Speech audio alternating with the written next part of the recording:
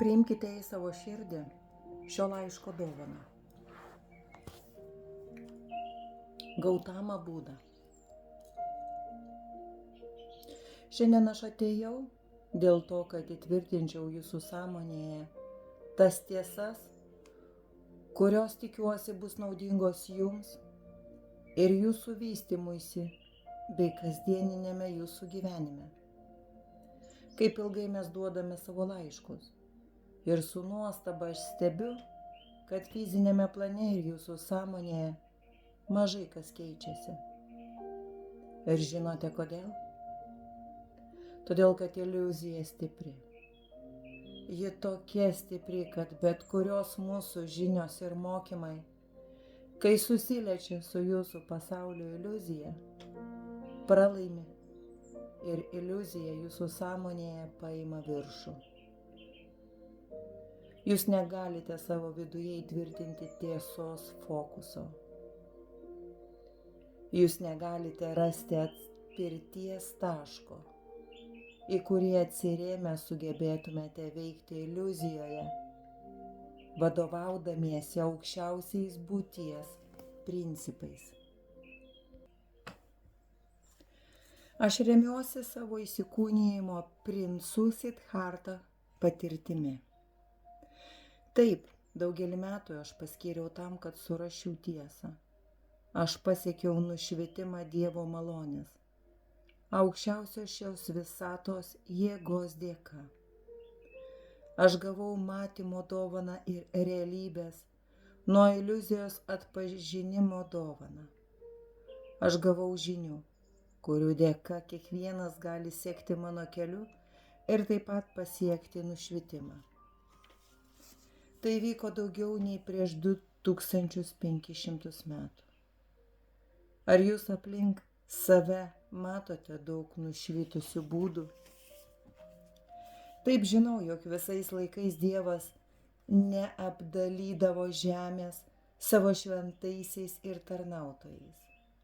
Tačiau buvo vienetai, nedaugiau kaip keletas žmonių per šimtmetį. Tai buvo ne visada. Žemė žino geriausius laikus.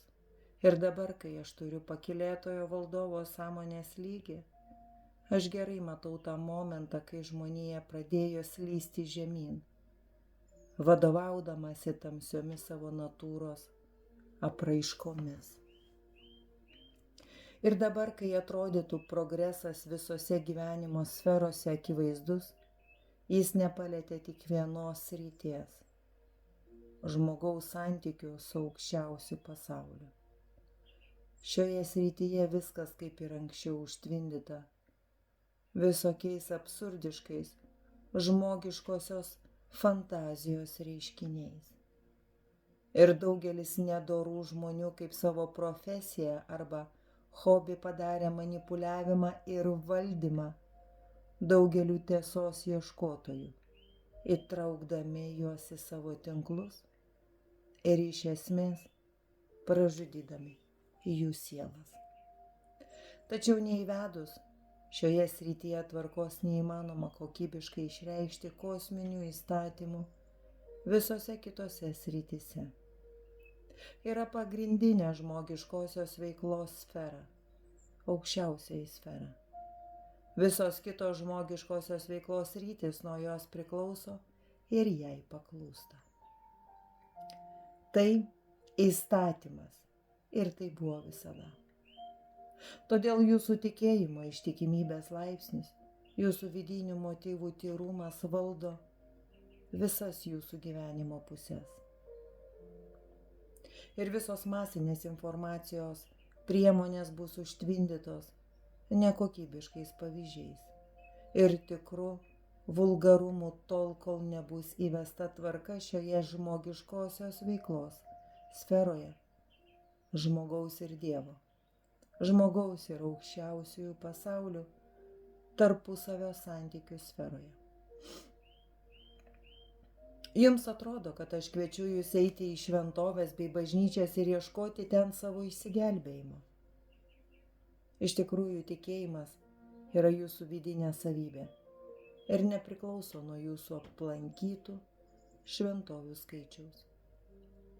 Jau tada mano žinomiausio įsikūnijimo periodu aš supratau, kad žmonėms labai sunku susitvarkyti su juos supančia iliuzija. Ir padaryti tai pavieniui per keletą šimtmečių pavyksta vienetams.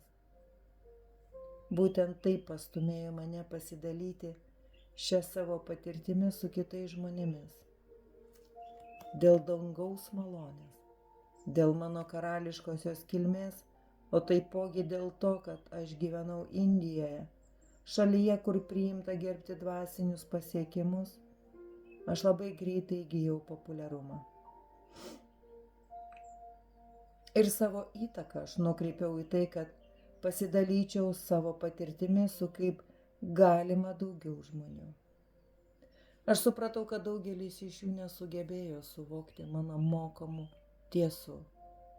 Tačiau aš mačiau jų ištikimybę, jų ryžtingumą ir supratau, kad galbūt šiame įsikūnijime jie negalės pasiekti nušvitimo, bet jų gauta patirtis negali pradingti. Ji pasiliks jų kauzalinėme kūne. Ir tada, kai kosminė galimybė leis, ši patirtis gali būti išreikšta. Visą tai jums sakau tikėdamasis, kad mano laišką perskaitys mano mokiniai. Į jūs aš kreipiuosi pirmiausia. Priimkite į savo širdį šio laiško dovaną. Tegul jūsų širdis suvoks, įsisavins šį mano laišką. Ir galbūt jūs galėsite prisiminti tą mokinystės periodą, kai aš asmeniškai turėjau galimybę jūs mokyti. Didelių susibūrimų aš nemėgdavau. Kai dalyvauja daug žmonių, labai sunku prisibelsti iki jų širdžių. Todėl, kad jų auros daro įtaką tiems, kas sėdi šalia. Ir mokymas persilaužia per daugelį aurų. Tokio mokymo rezultatas sunkiai prognozuojamas.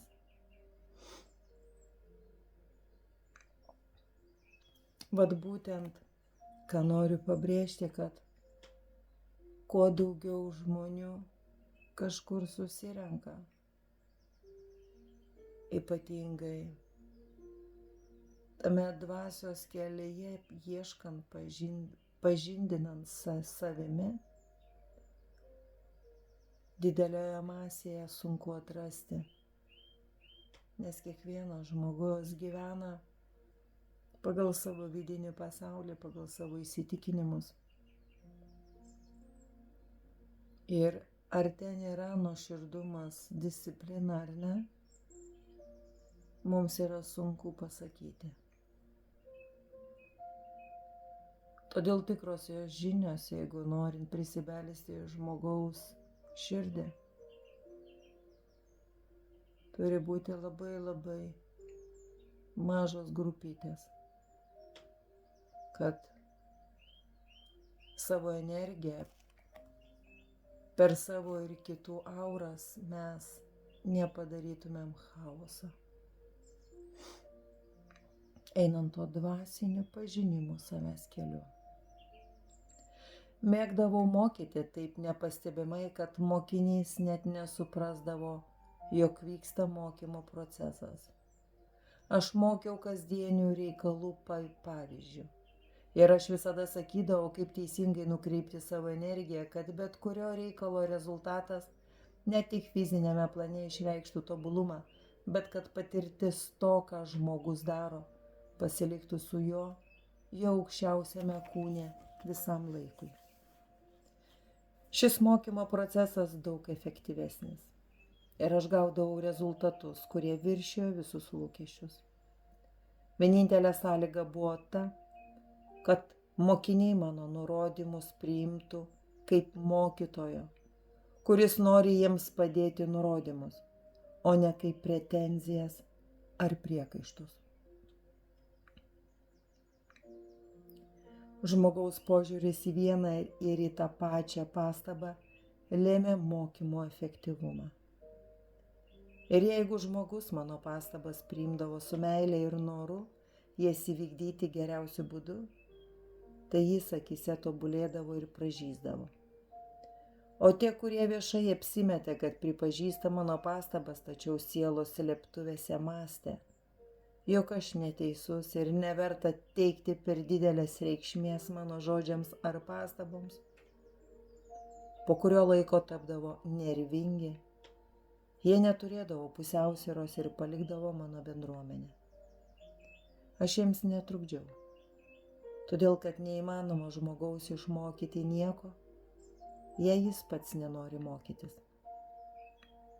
Šiandien jums papasakojau pavyzdį iš savo žemiškojo gyvenimo. Tik vieną pavyzdį. Tačiau sutikite, jog dauguma jūsų kenčia dėl to, kad negalite vadovautis tuo mokymu, kurį jums duoda gyvenimas. Kiekvienas iš jūsų, kaip mokytoja, turite gyvenimą. Ir tai, kaip jūs žiūrite į visas savo gyvenime atsirandančias situacijas ir problemas, gali arba pastumėti jūs evoliucijos keliu, arba nublokšti toli atgal. Ir daugelis jūsų vidinių problemų galėtų būti išspręstos, jei vadovautumėtės patarimais, kuriuos gautumėte iš tikrojo mokytojo fizinėme plane. Labai tikiuosi, jog ateis tie aukso laikai, kai bus įmanomi Šambalos valdovų įsikūnijimai. Ir jie galės ateiti ir duoti jums savo pamokymus tiesiogiai. O dabar mes panaudojame pasiuntinystės instituciją tam, kad jūs galėtumėte paprasčiausiai išsaugoti savo gyvenimo orientyrus. Daugeliui šie mūsų diktavimai yra kaip kompaso rodyklė, pagal kurią jie turi galimybę sutikrinti savo gyvenimo kursą. Kągi, ir tai labai svarbus darbas. Ir daugelis sielų turi galimybę gauti gyvenimišką orientyrą. Aš buvau su jumis šią dieną. Aš esu Gautama Buda.